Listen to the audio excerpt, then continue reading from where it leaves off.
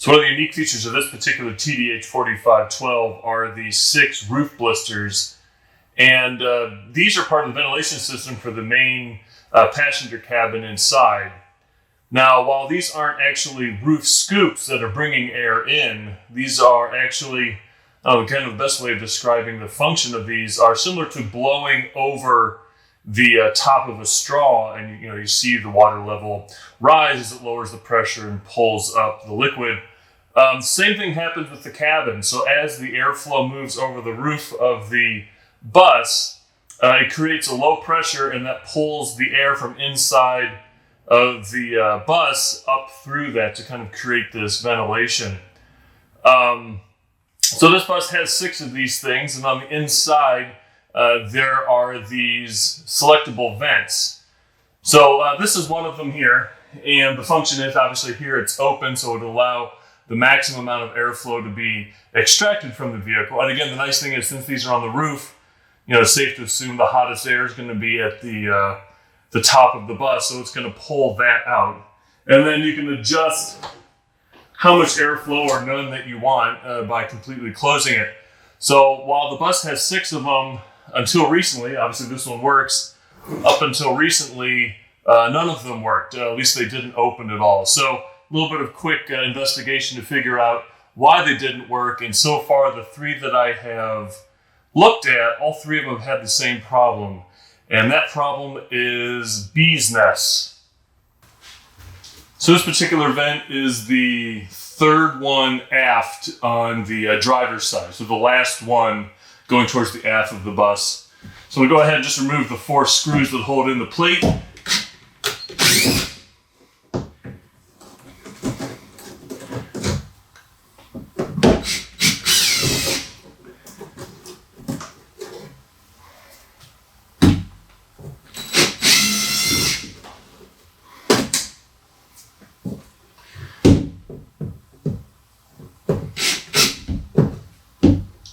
Well, this is a little tricky because the handbar actually kind of blocks it. Okay, so I can do this without dumping everything out. And there you go.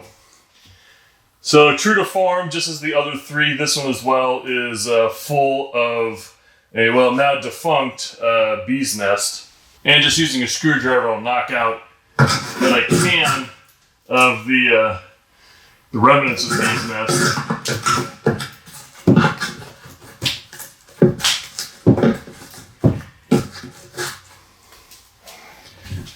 So no, I mean that's pretty big, and that gap on the top of the bus, it is not wide. I mean, bees aren't particularly big, especially if these are honeybees, which I don't know if these are. They're rather small. But anyway, the fact that they have commandeered all 6 of my roof vents.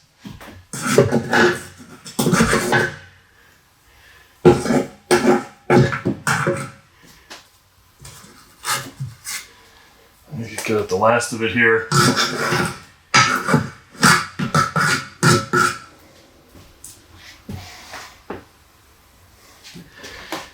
And I'm going to zoom in here just to show one more feature that will be useful, and that is here, this particular, nut for the screw here, that there are, 1, 2, I'm assuming 4.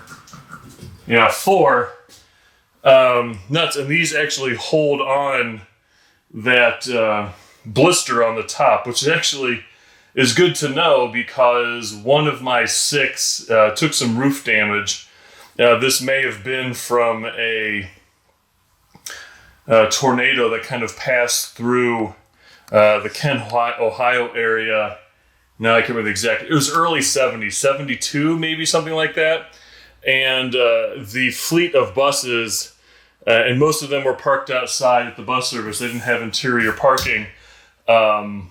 Took a lot of damage because it blew off the roof off the garage and landed on the buses. And I'm pretty confident that's where that roof damage came from. So anyway, at some point I'll have to remove that and see about getting that bent back into shape. But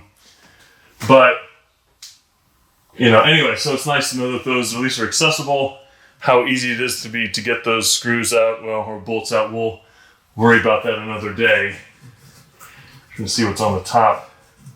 And it's just a bolt on the top, so man, that is a narrow compartment to try to do that in. Actually, there's quite a few. Well, whatever. Anyway, so there's that. So let's take a look at the actual vent. So taking a look here at I guess the graveyard of bees. I don't know if that'll focus there. There are some, that doesn't look like a honeybee, some sort of wasp, I guess. Looks like maybe, some of these are rather small, so I don't know how big they are, but maybe someone with more knowledge of insects, or maybe are bees insects? Anyway, that's what infested the top of my bus. So let me just dump this off. There's no reason to have that. Okay, and there's the screen. I'll clean it. I basically just took a brush to knock that off. And then, again, there's more remnants of their hive on the top of this. Oh man, that's gross. Anyway, I'm gonna go ahead and I'll just clean that off.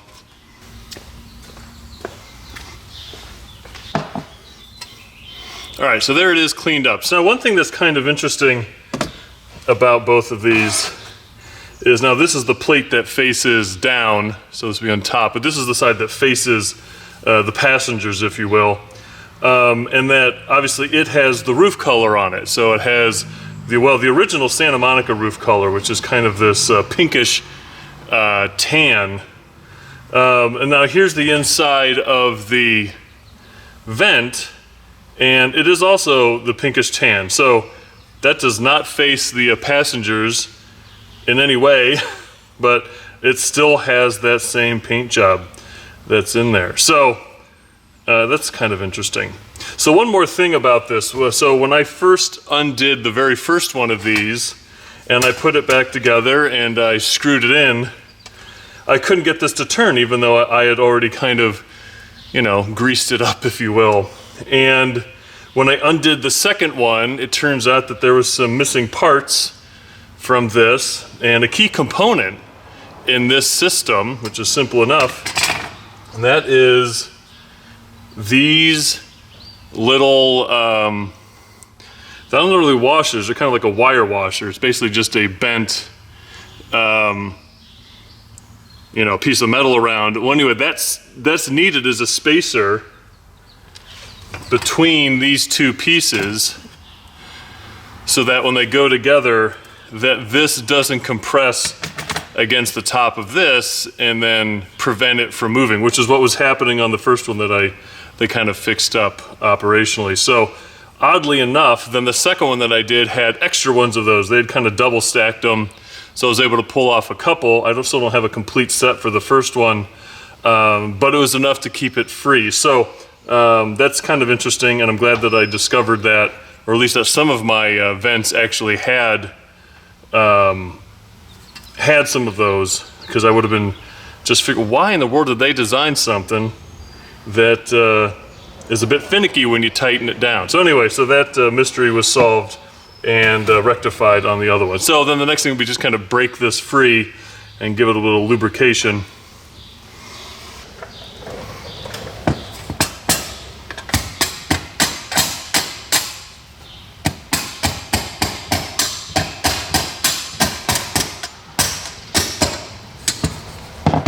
There we go, so now it's open.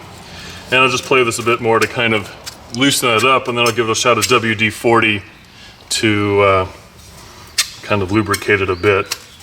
Ooh, this one is a little bit tougher than the others. What I've found in most of these so far is that really once you get rid of the bee guts from the inside of this, it kind of loosens right up. The only thing that was preventing them from turning was actually just the remnants of the bee's nest, because when I first got the bus, they all worked. And at some point they stopped working. And I think between the time I got it and the time that I discovered that these weren't working was when the bees decided to show up. So, oh, there you go. So this is actually working pretty good. Get a little bit of shot of WD-40 here.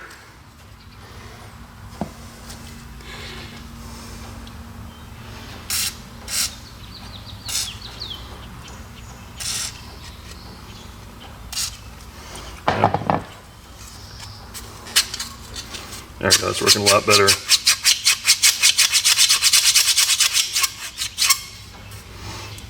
So again, so this is kind of just an operational repair. It's not looking at a restoration yet. You know, obviously I'd have to strip the paint off of that, and I would probably give this a better goings over for some lubrication. Make sure it isn't bent. They do seem to have a little bit of them. Again, it's getting installed on a curved roof, but these should be relatively straight, just so that the little veins here kind of line up properly and they don't bind when they do. So anyway, simple enough fix for it. You know, so now 4 down and 1 to go. So I'm gonna go ahead and install this one, put this back on, put my washers on, which is key, and we should be good to go.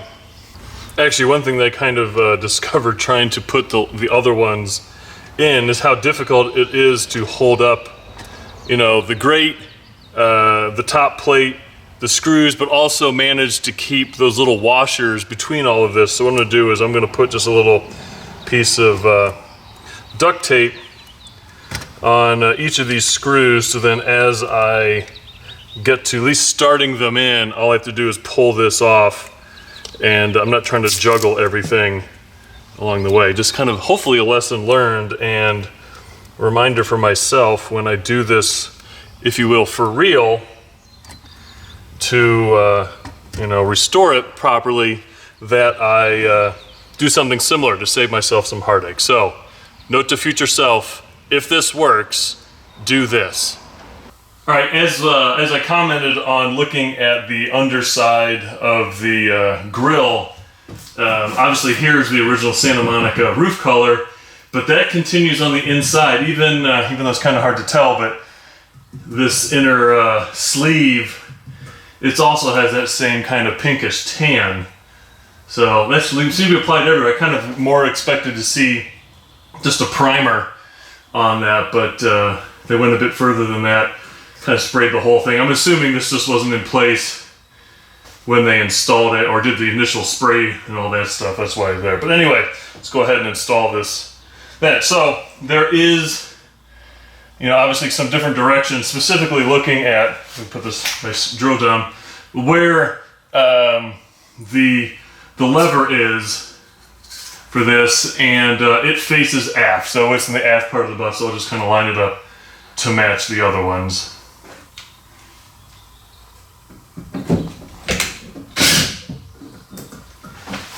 And I'm going to try my system here of removing each piece of tape to keep the other ones in, just enough to start it.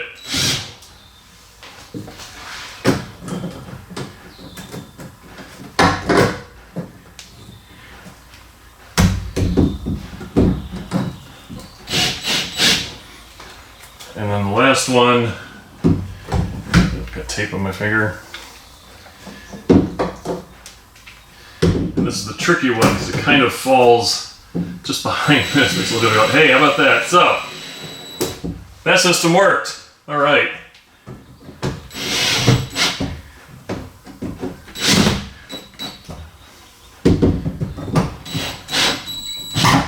All right, there we go. That's not bad. You know, I wonder if it's still a little bit tight on one of these. It works, but it's a little bit tighter than the other one. That's actually get loosening up. So it's probably still just a lubrication problem. Probably have to come back in and just give it some more WD-40 just to keep it kind of lubricated. It is a little bit of bent, so that may be part of it too. There's a little bit of a larger gap on this side, and it isn't quite seating flush there. But anyway, it works. So now, driving down the road, if you need a little extra ventilation, well, that's what's ventilation, but heat extraction, I guess is a better way of putting it. Open these things up for the maximum efficiency of that, or whatever, you can always adjust it. So there you go. That is the end of that little project. I've done now 4 of the 6, 2 more to go, and it's a wrap. Thanks for watching.